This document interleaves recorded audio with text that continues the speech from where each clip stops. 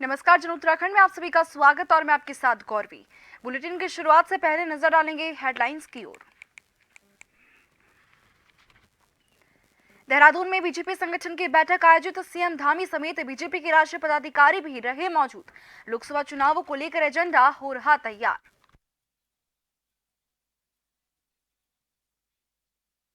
Ankita Bhandari murder case में कांग्रेस फिर से हमलावर। कांग्रेस अध्यक्ष करण माहरा ने भंडारी के पिता और जिलाधिकारी को लिखा पत्र, नेगी पर फर्जी मुकदमा दर्ज करने की मांग।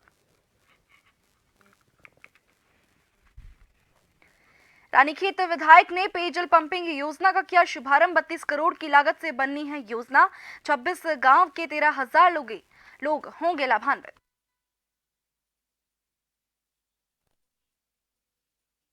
जोशीमठ के तपोवन क्षेत्र की पहाड़ियों में लगी आग, करोड़ों की वन संपदा जलकर खाक। जीव जंतुओं को भी खतरा, शनिवार रात से जली हुई है पहाड़ियां।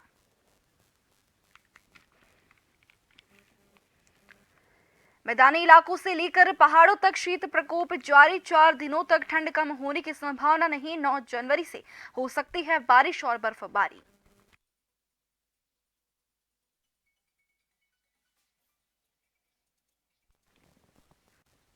राजधानी देहरादून में बीजेपी ने लोकसभा चुनावों की तैयारियों को देखते हुए लोकसभा योजना बैठक आयोजित की। इस बैठक में भाजपा के प्रदेश प्रभारी दुष्यंत गौतम, मुख्यमंत्री पुष्कर सिंह धामी, प्रदेश अध्यक्ष महेंद्र भट्ट, सभी सांसद, पूर्व मुख्यमंत्री समेत पार्टी के आला अधिकारी भी मौजूद रहे।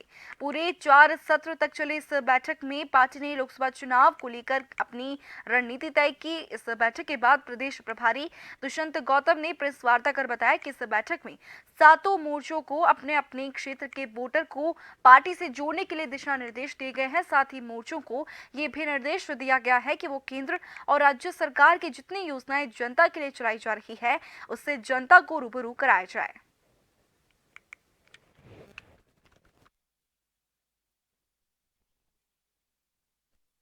गोविल साहब जाएगा, एसटी में जाएगा, महिला सामूहिक महिलाओं की चिंता करेगा, युवा की चिंता करेगा। ये 7 प्रकार के मोर्चे हैं। सभी अपने अपने अभियान को लेके गति देंगे और सभी ने ही अभी से लेकर मार्च तक का अपना प्रोग्राम बनाकर पेश किया गया है। और देखिए, पार्टी के कार्यक्रम का पूरा मूल्यांकन हुआ है और अनेकों कार्यक्रम जो तय होते हैं उनको सांसदों ने मंत्रियों ने सुझाव दिए हैं। मुख्य रूप से हम लोग पिछली बार से अधिक मतों से लोकसभा चुनाव को जीते, इस दृष्टिकोण से हमारी पूरी रचना बनी है। पूरे मार्च तक के कार्यक्रम हमने श्रृंखला तय किया, मोर्चों को काम दिए हैं। हर मोर्चा अपने अपने क्षेत्र में अधिकतम लोगों को जोड़े, नए दलों के लोगों के लिए हम दरवाजे खोले। बड़ी संख्या लोग आ रहे हैं और क्योंकि उत्तराखंड राज्य भाजपामय हो, इस भाव के साथ हमारे आगामी दिनों के सारे कार्यक्रम रहने वाले। भाजपा अल्पसंख्यक मोर्चा जिला कार्य समिति की चंपावत की बैठक टनकपुर नगर पालिका सभागार में संपन्न हुई, जिसकी अध्यक्षता जिला अध्यक्ष अमजद हुसैन ने की और बैठक का संचालन जिला महामंत्री शाहिद अली ने किया। बैठक में भाजपा अल्पसंख्यक मोर्चा प्रदेश अध्यक्ष इंतजार हुसैन ने बतौर मुख्य अतिथि प्रतिभाग किया, जिनका जिला अल्पसंख्यक मोर्चा समिति की ओर से स्वागत किया गया। इस दौरान प्रदेश अध्यक्ष समेत जिला स्तरीय पदाधिकारियों के द्वारा कार्यकर्ताओं को संबोधित किया गया, जिसके चलते भाजपा पार्टी ने ज्यादा से ज्यादा अल्पसंख्यकों को जोड़ने और भाजपा सरकार के द्वारा अल्पसंख्यकों के लिए चलाई जा रही योजनाओं को जन जन तक पहुंचाने के लिए कहा गया। मैं अपने जिले के कार्यकारिणी सदस्यों का, पदाधिकारियों का मैं हार्दिक स्वागत अभिनंदन करता हूं और सभी मातृशक्ति का और मीडिया के सभी बंधुओं का। जैसा कि आपको विदित है कि अल्पसंख्यक मोर्चे की प्रदेश कार्य समिति के बाद फिर जिलों की कार्य समिति संपन्न हो रही है। अल्पसंख्यक मोर्चा पूरे प्रदेश के अंदर 19 संगठनात्मक जिलों में अपना कार्यरत है और सभी 19 जिलों में अल्पसंख्यक मोर्चा अपनी जिले की कार्य समिति संपन्न करा रहा है। 149 मंडलों में अल्पसंख्यक मोर्चा का गठन है, क्योंकि हमारे प्रदेश में 270 मंडल हैं और पर्वतीय क्षेत्रों में अल्पसंख्यक की संख्या बहुत कम है। जिला कार्य समिति में जो हमारे अल्पसंख्यक मोर्चे द्वारा पूर्व में जो कार्य किए गए हैं और आगामी जो कार्यक्रम हमें दिए गए हैं, उस कार्यक्रमों के विस्तार से चर्चा, किस प्रकार से हम आगामी कार्यक्रम जो हमारे केंद्र द्वारा दिए गए हैं और प्रदेश द्वारा दिए गए हैं, उस कार्यक्रमों को हम किस प्रकार से ले जा सकते हैं। रानीखेत विधायक डॉक्टर प्रमोद नैनवाल ने 32 करोड़ की लागत से बनने वाला हीरानंद महाराज पेयजल पंपिंग योजना का शुभारंभ और भूमि पूजन किया। इस पेयजल योजना से ककलासो क्षेत्र के 26 ग्राम पंचायतों के 46 ग्रामों के करीब 13,000 लोग लाभान्वित होंगे। वहीं क्षेत्र प्रतिनिधि, भाजपा कार्यकर्ता, पदाधिकारियों ने मातृशक्ति ने रानीखेत विधायक डॉक्टर प्रमोद नैनवाल का पुष्पगुच्छ भेंट कर जबरदस्त स्वागत किया। आज ककलासो क्षेत्र के लगभग 26 ग्राम सभाओं के 46 राजस्व गांवों के लिए 32 करोड़ रुपए की पंपिंग पेयजल योजना की जो हमारी 6 योजनाएं थी, उनको एक साथ आज उनका उद्घाटन किया है, उनका शुभारंभ किया है। और पूरे क्षेत्र की जो लगभग 12,500 की आबादी थी, वो पिछले लंबे समय से पेयजल की उपलब्धता नहीं होने के कारण बड़ी दुखी थी, बहुत परेशान थी और निरंतर इसका मांग कर रही थी कि यहाँ पेयजल योजना का निर्माण किया जाए। मैं अपने यशस्वी मुख्यमंत्री श्री पुष्कर सिंह धामी जी का और अपने सांसद श्री अजय टमटा जी का हृदय से आभार व्यक्त करता हूँ कि आपने मेरे अनुरोध को स्वीकार करते हुए यहाँ पर 32 करोड़ रुपए की पंपिंग पेयजल योजना स्वीकृत। लंबे समय से बारिश न होने के कारण लोहाघाट नगर के पेयजल स्रोतों का जलस्तर घटने से नगर में पेयजल के लिए हाहाकार मच गया है। लोग नलों, धारों और हैंडपंपों से पेयजल ढोने को मजबूर हैं। नगर की पेयजल आपूर्ति करने वाली लोहावती नदी का जल स्तर काफी कम हो गया है। वहीं नगर के गणमान्य नागरिकों और जनता का कहना है कि लोहाघाट नगर को जल्द से जल्द एक बड़ी पेयजल योजना की अत्यंत आवश्यकता है, अन्यथा गर्मियों में लोगों को पेयजल मिलना मुश्किल हो जाएगा। लोगों का कहना है कि महीने में मात्र 15 दिन मुश्किल से उन्हें पानी उपलब्ध होता है, लेकिन बिल वे पूरे महीने का देते हैं। लोगों ने कहा कि पेयजल समस्या का सरयू लिफ्ट पेयजल योजना ही एकमात्र समाधान है, जिस पर जल्द से जल्द काम होना चाहिए। उसके बाद कई बार के दौरों में, जब उनके दौरे यहाँ पर हुए थे चंपावत में, तो डीएम को हम इतना सुनते थे कि डीएम को कहते तुरंत इसका डीपीआर तैयार करें। फिर कभी कहते थे हमने इसकी सर्वे के लिए कुछ पैसा धनराशि अवमुक्त कर दी है, परंतु ढाक के 3 पाल अभी तक नहीं हो पा रहा है। अब ऐसा ही अगर यह रहेगा तो मुझे लगता है कि लोहाघाट की जनता यहाँ पर, लोहाघाट कहाँ रहेगी, ये इनका पलायन होगा और बाकायदा यही लोग यहाँ पर रहें। यहाँ पे पेयजल है, बनफाड़ पेयजल योजना और हमारी चौड़ी लिफ्ट है और जितनी भी पेयजल है उनसे केवल हमको 720 KL पानी की उपलब्धता होती है, जबकि हमारी मांग जो है वो जो 2160 KL पानी की है, तो लगभग 1/3 हमको आपूर्ति प्राप्त है। दूसरा जो है योजना काफ़ी पूरी होने और जो है अनप्लान्ड तरीके से शहर के बसावट के कारण जो हमारी जो है डिस्ट्रीब्यूशन सिस्टम है वो भी काफ़ी पुराना हो चुका है। जिस ग्राम गढ़मीरपुर में विनायक हॉस्पिटल का शुभारंभ किया गया, जहां मुख्य अतिथि के रूप में शामवीर सैनी, गन्ना सलाहकार, राज्य मंत्री उत्तराखंड सरकार पहुंचे। आपको बता दें कि राज्य मंत्री शामवीर सैनी ने कहा कि ग्रामीण क्षेत्रों में अच्छी और सस्ती स्वास्थ्य सेवाएं देकर प्रबंधकों ने एक अच्छा काम किया है। उन्होंने कहा कि लोग पढ़ लिख कर आजकल शहरों की ओर भाग रहे हैं और ऐसे में अस्पताल प्रबंधकों ने पंचपुरी को अपनी कर्मस्थली चुना है, जो कि बहुत ही नेक काम है। यहाँ जो सुदूर गरीब लोग हैं, गांव के हैं, जो शहरों में जाने में जिन्हें दिक्कत रहती है, उनको यहीं पर ही चिकित्सा सुविधा मिलेगी। ये काम इन्होंने बहुत अच्छा किया है और मैं इनको अपनी शुभकामना प्रेषित करता हूं और साथ पंचपुरी के जो लोग हैं यहाँ पर, जो यहाँ इलाज कराएंगे, उनको भी बहुत फायदा होगा। और मैं चाहती हूँ कि हम धीरे धीरे इस अस्पताल में सारी सुविधाएं लाना स्टार्ट करेंगे और हम इस अस्पताल में जितने से ज़्यादा है हम सब मरीजों को सारी से सारी सुविधाएं देने का प्रयत्न करेंगे।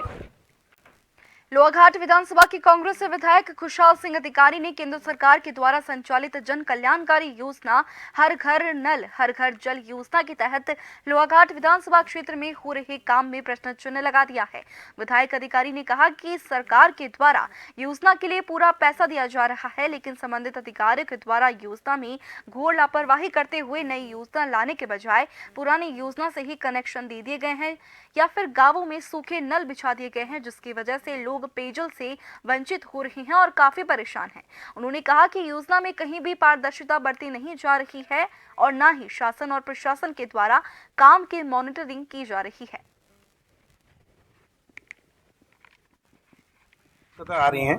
लोगों का कहना है कि ये लाइन पूरी नहीं कर रहे हैं। लोगों का क्षेत्र में कहना ये है कि ये जो पानी हमारे पास आ रहा है, हमारे 4 पोस्ट में जो पानी आ रहा है, उसी पानी को नलों से जोड़ करके उसके 15 पोस्ट कर दे रहे हैं। जो 4 पोस्टों से गांव पानी पी रहा था, उसको उस पानी से भी गांव वालों को वंचित कर दिया इस घर घर नल जल से।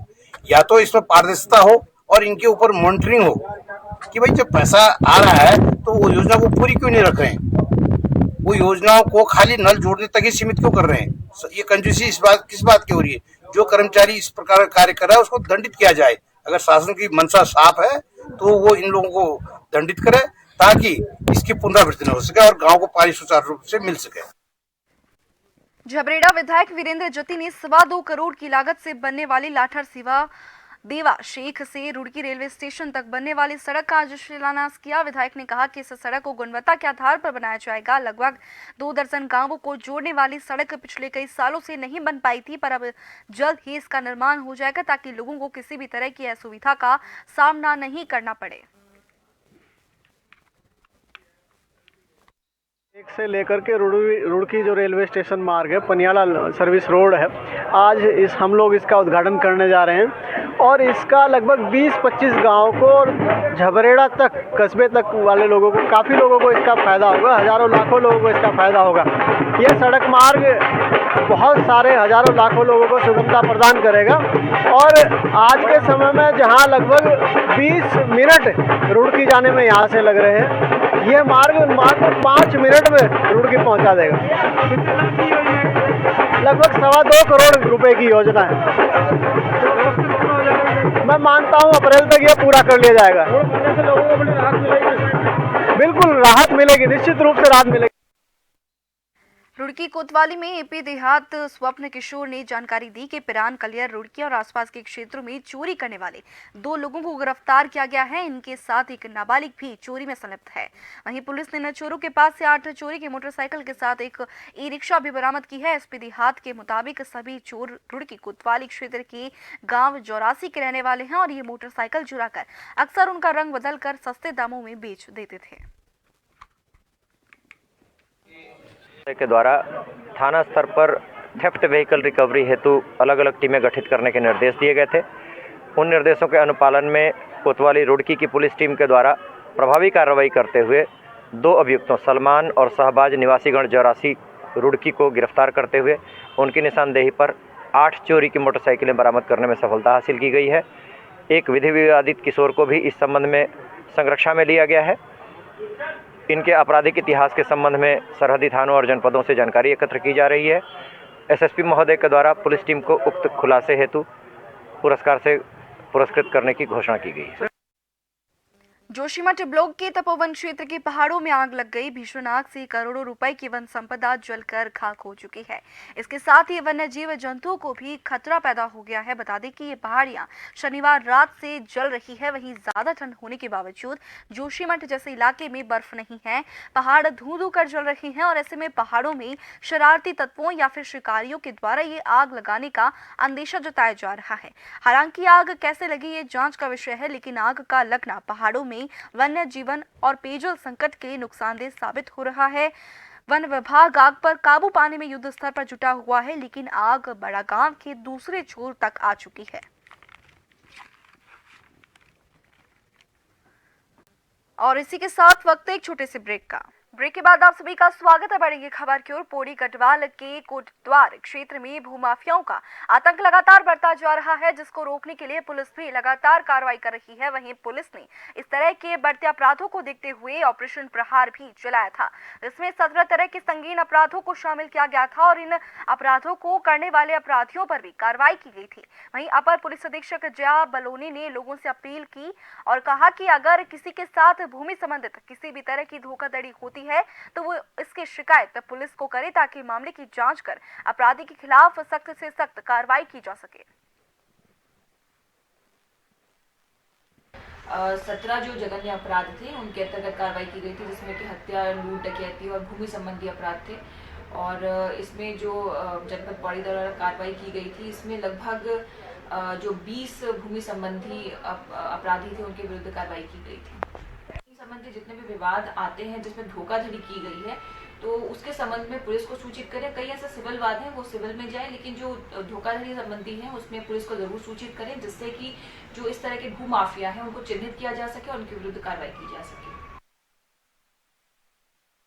अल्मोड़ा जिले के पर्यटन नगरी रानीखेत विधानसभा के new On Academy Junior High school Janauli में वार्षिकोत्सव समारोह है धूमधाम से मनाया गया। वार्षिकोत्सव समारोह में मुख्य अतिथि रानीखेत विधायक डॉक्टर प्रमोद नैनवाल, विशिष्ट अतिथि भाजपा अनुसूचित मोर्चा प्रदेश अध्यक्ष समीर आर्य ने दीप प्रज्वलित कर कार्यक्रम का शुभारंभ किया।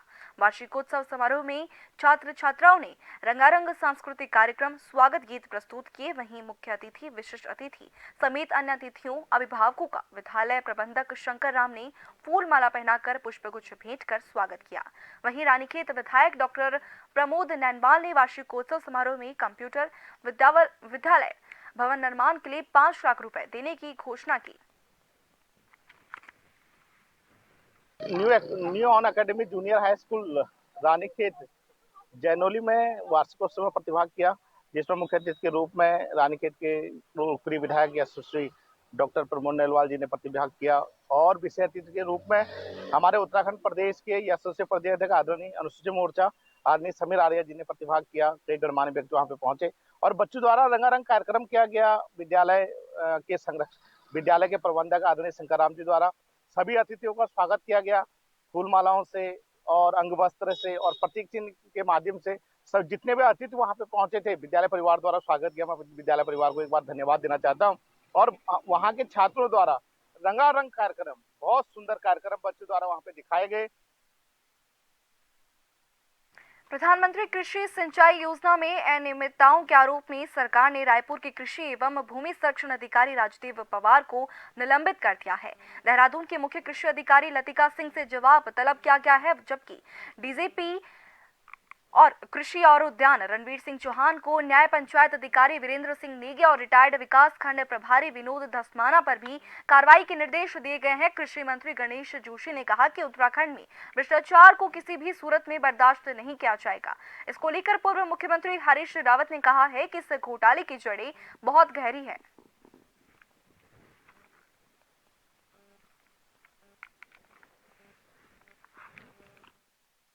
कितना भी बड़ा किसी का आशीर्वाद प्राप्त हो, उसके खिलाफ कार्रवाई होती है। अगर आपने देखा होगा कि उसमें हमने एक को निलंबित कर दिया है, 3 अधिकारियों की हमने एक्सप्रेशन कॉल की है और इसमें कोई भ्रष्टाचारी हो, धामी 2 सरकार में किसी की कोई गुंजाइश नहीं है, उसकी जगह भेजा जाएगा। कि उससे बड़ा घोटाला है जो पहले कृषि विभाग में, उद्यान में हुआ है, हॉर्टिकल्चर में हुआ है, बीज घोटाला और पौध घोटाला, ये उसी तरीके का बड़ा घोटाला है और इस घोटाले की जड़ें बड़ी गहरी हैं और ये कुछ लोगों को, छोटी मछलियों को जो है दंडित करके जो बड़ा मगरमच्छ हैं, जो बड़े मगरमच्छ हैं, उनको बचाने की कोशिश हो रही है।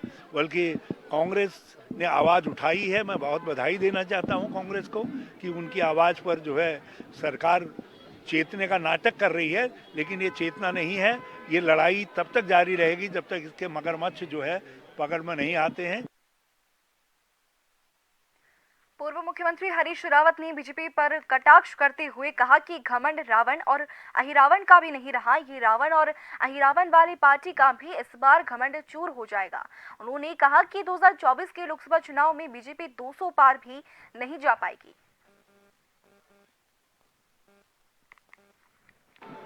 रावण का भी नहीं रहा, अहिरावण का भी नहीं रहा, तो ये जो रावण अहिरावण वाली पार्टी है, इसका घमंड जो है इस बार चूर हो जाएगा। ये 2024 में 200 के पार नहीं होंगे, आप देख करके चलिएगा। 50% कर दो बिल्कुल।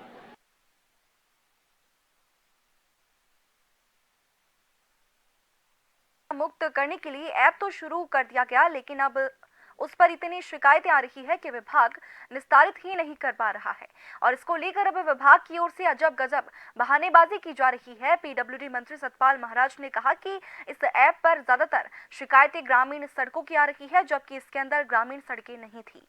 राष्ट्रीय राजमार्गों और राज्य मार्गों को गड्ढा मुक्त बनाने के लिए ये ऐप बनाया गया था। उन्होंने कहा कि विभाग के पास इस वक्त धन की कमी है, लेकिन सवाल खड़ा होता है कि जब क्या ग्रामीण सड़कें उत्तराखंड का हिस्सा नहीं है और जब धन की कमी है तो बजट की मांग क्यों नहीं की गई।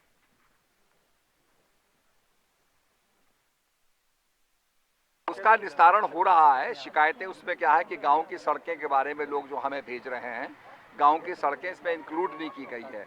बजट का कंस्ट्रेन है और लिमिटेड बजट होने के नाते इसमें हमने स्टेट हाईवेज रखी थी, उनका हम रिपेयरिंग कर रहे हैं। जैसे जैसे फंड्स आएंगे हम गांव की सड़कें भी इसमें लेंगे। प्रदेश सरकार ने 2024 में स्वास्थ्य और चिकित्सा शिक्षा में 10,000 नौकरियां देने का लक्ष्य रखा है। स्वास्थ्य और चिकित्सा शिक्षा विभाग में फार्मासिस्ट और टेक्नीशियन पदों पर वर्षवार मेरिट पर भर्ती की जाएगी और इसके अलावा फार्मासिस्ट संवर्ग में पदों की संख्या को भी बढ़ाया जाएगा। तो वहीं मुख्य विपक्षी दल कांग्रेस सरकार पर सवाल खड़े कर रही है। कांग्रेस के प्रदेश संगठन उपाध्यक्ष मथुरा दत्त जोशी का कहना है कि भाजपा नारेबाजी करने और जुमलेबाजी करने में माहिर है। जोशी ने कहा कि इन 7 सालों में भाजपा सरकार के 3 मुख्यमंत्री बने और तीनों ने ही अलग अलग बयान दिए हैं। देवेंद्र सिंह रावत ने कहा कि हम 24,000 नियुक्तियां करेंगे, तो तीरथ सिंह रावत ने कहा कि हम 22,000 नियुक्तियां करेंगे। वहीं अब पुष्कर सिंह धामी ने कहा कि 21,000 नियुक्तियां की जाएगी। तो पहले सरकार को इसका हिसाब जो है जनता को देना चाहिए। होना था, वर्षवार भर्ती होना था, फार्मासिस्ट को भर्ती होना था, वर्षवार भर्ती होना था, उनको अभी तक नियुक्ति पत्र नहीं दिए हैं। पीसीएस की मेंस की परीक्षा आज तक नहीं हो पाई है। भर्तियां रोलिंग स्टोन हो रही हैं। कभी अधीनस्थ चयन आयोग को दे दे रहे हैं, कभी लोक सेवा आयोग को भर्तियां दे दे रहे हैं। ये जुमलेबाजी करना, नौटंकी करना बंद करे सरकार।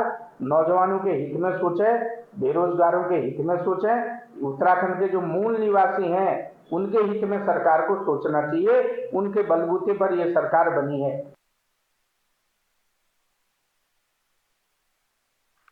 कोविड के नए वेरिएंट JN1 को लेकर उत्तराखंड में स्वास्थ्य महकमा पिछले दिनों से पूरी तरह से अलर्ट मोड पर नजर आ रहा है और ऐसे में प्रदेश में व्यवस्थाएं दुरुस्त हो, इसके लिए स्वास्थ्य मंत्री डॉक्टर धन सिंह रावत ने कहा कि कोविड को देखते हुए हमने सभी अस्पतालों में 10-10 बेड आरक्षित रखने के निर्देश दिए हैं ताकि जरूरत पड़ने पर कोविड मरीजों को तत्काल उचित उपचार मिल सके।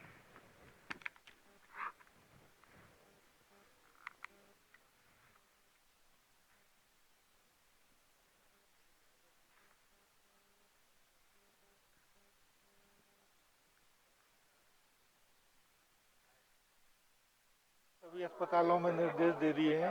पर्याप्त मात्रा में हमारे पास बेड भी आरक्षित कर दिए गए हैं। ऑक्सीजन तथा ऑक्सीजन कंसंट्रेटर की समुचित व्यवस्था कर ली गई है। अभी तक केवल 2 ही केस जनपद में पॉजिटिव आए हैं, तो हमने उसके लिए टेस्टिंग बढ़ाने के लिए भी सभी अस्पतालों को निर्देश दिए हैं। देखिए, कोरोना में भारत सरकार ने SOP जारी कर दिया और हमने भी SOP जारी कर दिया। घबराने को किसी की जरूरत नहीं है, क्योंकि हमारे यहाँ सब पे वैक्सीन लग चुकी है और जो भी अब कोरोना के केस आ रहे हैं वो बहुत नॉर्मल स्थिति में है। लेकिन एहतियात के तौर पे हमने सभी डिस्ट्रिक्ट हॉस्पिटलों में 10-10 बेड जो है कोरोना के मरीजों के लिए आरक्षित कर दिए। उत्तराखंड में फिलहाल के लिए इतना ही। बने रहिए जन टीवी के साथ। नमस्कार।